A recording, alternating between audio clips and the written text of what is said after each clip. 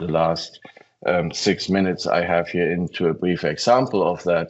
So you have these growing design sizes, configurability, multi-die verification flows where you have to really do predictable bring up, getting your timing closure for those setups done, dealing with very large prototypes that integrate the subsystems. And in prototyping especially, you have to deal with asynchronous clocking, bringing these all together. So looking at a classic multi-die design with a modular architecture here, where you have various dies with, for example, an accelerator core. These different die may be connected through PCI Express here.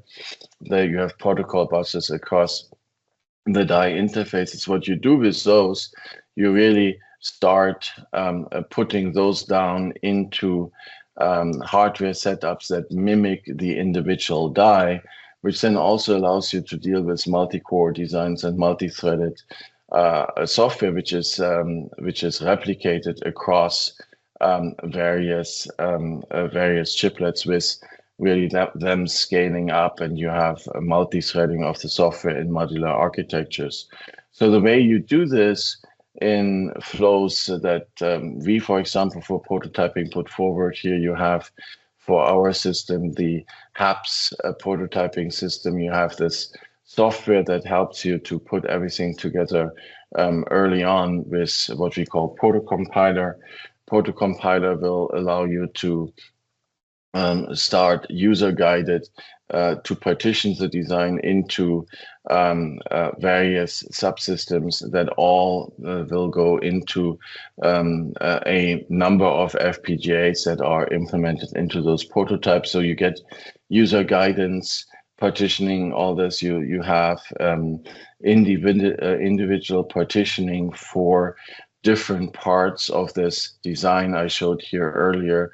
So you have different versions of that design, different chiplets, basically represented as individual prototypes, which gives you the scalability of taking a chiplet and that might be replicated 64 times, whatever the number is, and you basically incrementally add more and more chiplet components as prototype to it, and really localizing the verification process on a per chiplet basis, which gives you kind of a replication of the already very natural modular design that happens. You have independent teams developing these systems in parallel, responsible for validating the subsystem, and you have system teams that integrate and validate the full chip with verification techniques like formal and simulation, of course, being modular already. And now what you do with modular verification, it's a natural extension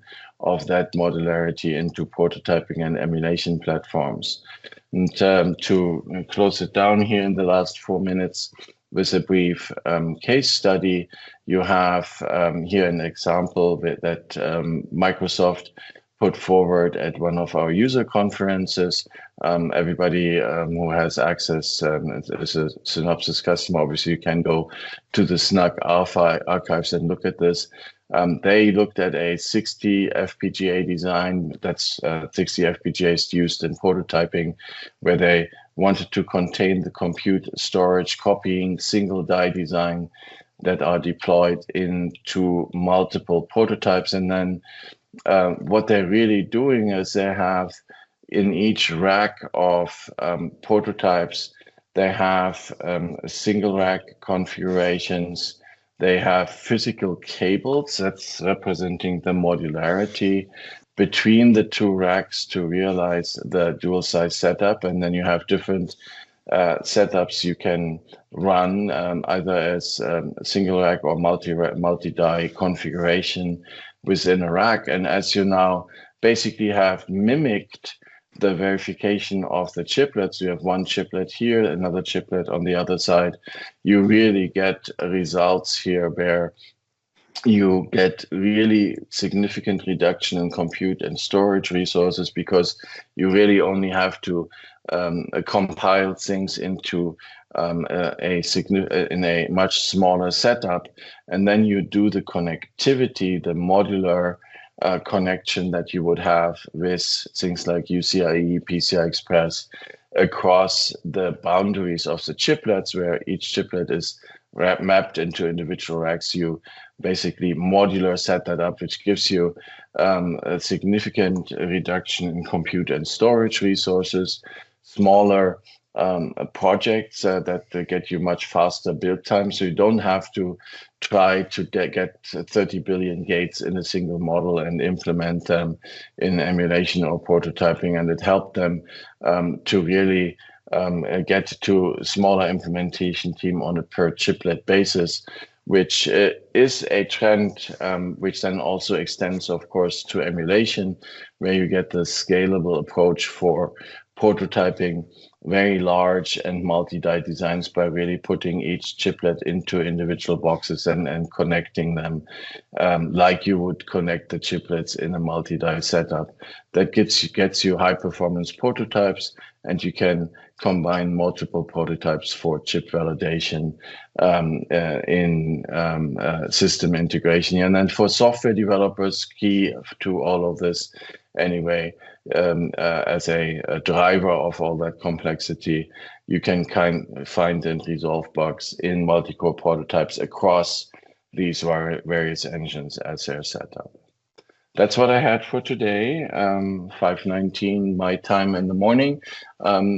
Please feel free. I'm happy to follow up any questions that came up here in the chat. And of course, you know where to find us at Synopsys. We're happy to have more discussions with you about that. With that, I'll hand it back to you, Alex, and our Penum team, and I'm open to answer any questions in the chat later on. Thank you very much, Frank.